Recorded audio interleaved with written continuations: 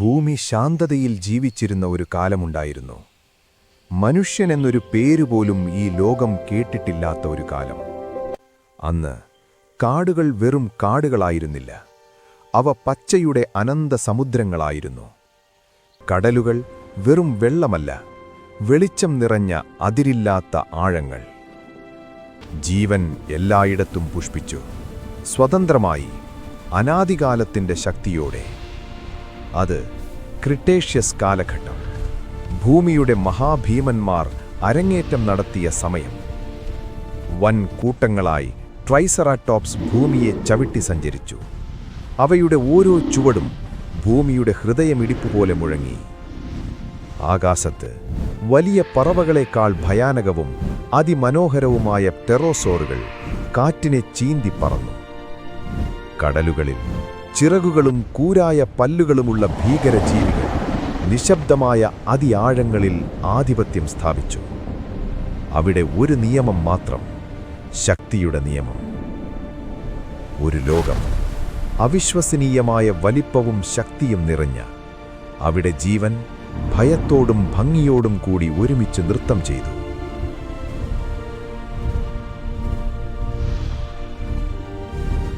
അവർക്കൊക്കെയും നടുവിൽ ഭൂമിയിലെ നിർവിവാദ രാജാവ് ഒരുവൻ മാത്രമായിരുന്നു, ടിറാനോസോറസ് റെക്സ്.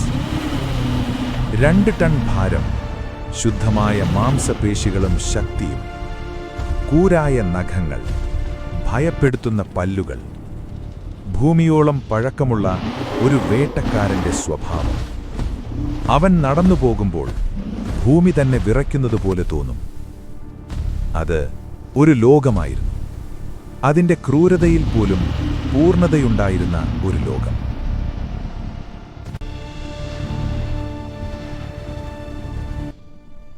ഭൂമിയിലെ ഏറ്റവും ശക്തമായ ജീവികൾ ഡൈനോസറുകൾ.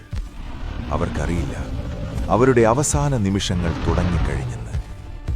ആകാശത്തിന്റെ അതിർത്തിയിൽ ഒരു ഭീമൻ പാറ നേരെ ഭൂമിയിലേക്ക് പാഞ്ഞു വരുന്നു. 2 ട്രില്യൺ മെട്രിക് ടൺ ഭാരമുള്ള ആ ആസ്റ്ററോയിഡ് ഇനി വെറും 20 മിനിറ്റ് മാത്രം അകലത്തിൽ. ഭൂമിയുടെ ഗുരുത്വാകർഷണം അതിനെ വലിച്ചിഴയ്ക്കുന്നു. അതിന്റെ വേഗം ഉയരുന്നു, മണിക്കൂറിൽ 70,000 കിലോമീറ്ററിലധികം വേഗം. ഇതൊരു സാധാരണ പാറയല്ല, ഇതൊരു വിനാശത്തിന്റെ ദൂതനാണ്. അത് ഭൂമിയുടെ അന്തരീക്ഷത്തിലേക്ക് കടക്കുന്നു. ഘർഷണം അതിനെ ഒരു തീഗോളമായി മാറ്റുന്നു. വെറും 4 മിനിറ്റ് കൊണ്ട് അത് അറ്റ്ലാന്റിക് സമുദ്രം കടന്നുപോകുന്നു.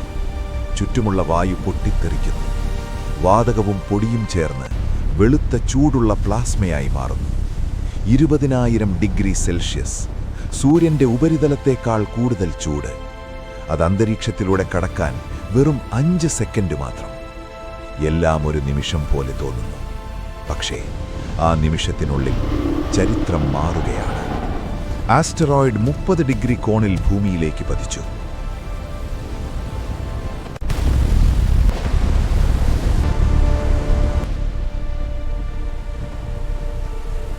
ആഘാതസ്ഥലത്ത് നിന്ന് 800 കിലോമീറ്റർ അകലെയെങ്കിലും പ്രകാശം അത്രയും ശക്തമാണ്. ഡൈനോസറുകളുടെ ശരീരം പോലും സുതാര്യമായി തോന്നുന്നു. അവരുടെ കണ്ണുകൾ പൊള്ളുന്നു. അവർക്കിപ്പോൾ ഒന്നും കാണാനാകില്ല. ഭൂമി നടങ്ങി.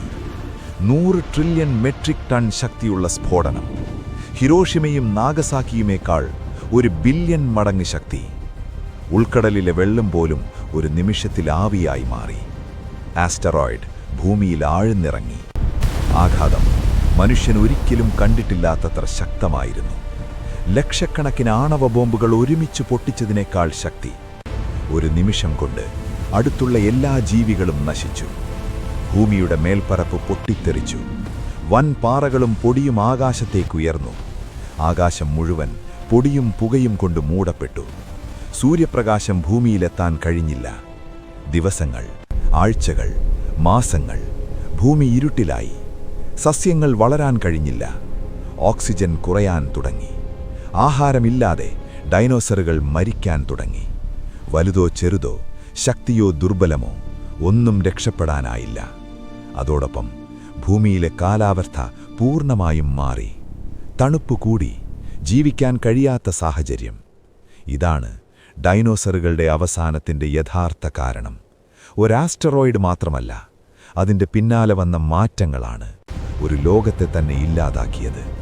പക്ഷേ ആ നാശത്തിന് ശേഷം ഒരു പുതിയ ലോകം പിറന്നു. ചെറുജീവികൾ, മാമൽസ്. അവരാണ് പിന്നീട് വികസിച്ച് ഇന്ന് നമ്മളായി മാറിയത്.